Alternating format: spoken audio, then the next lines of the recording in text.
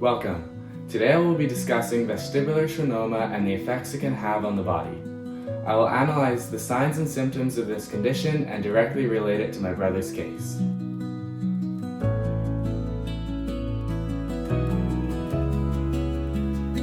What is vestibular schwannoma? Vestibular schwannoma, also known as acoustic neuroma, is a non-cancerous tumor that develops on the nerve connecting to the inner ear into the brain. The nerve is responsible for both hearing and balance. As the tumor grows, it can cause symptoms such as hearing loss, tinnitus, dizziness, and balance issues. Symptoms of vestibular schwannoma are often easy to miss and may take years to develop.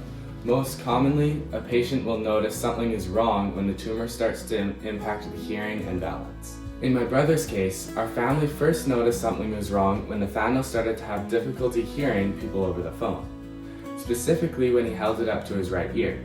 Over time, as this issue continued to progress, he underwent a hearing test.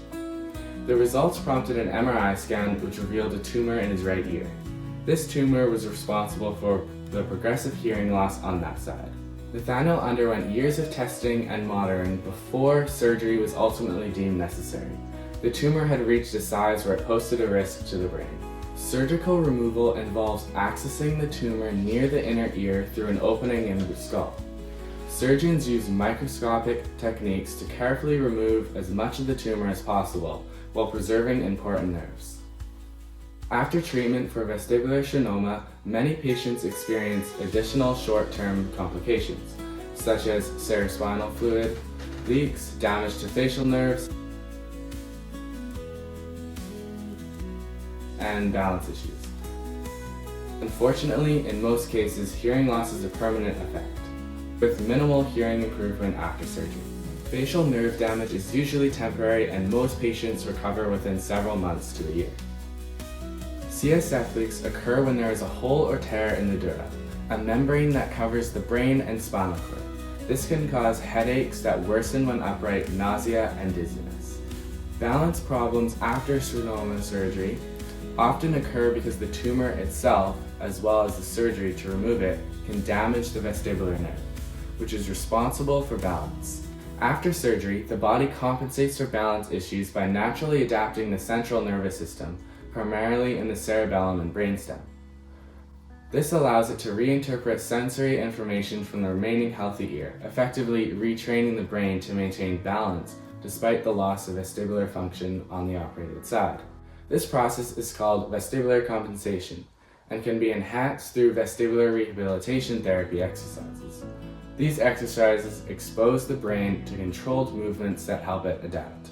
Once we understood the cause of Nathaniel's balance loss and the necessary steps for recovery, I began to develop exercises that would help his brain recognize incorrect signals and adjust how to interpret and respond to them.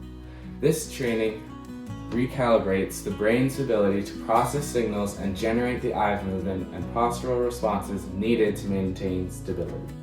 To help with balance, I challenged him with various exercises including standing on one leg, tandem walking, stepping onto different surfaces. Practicing walking patterns at different speeds and directions helped improve his coordination and stability while moving.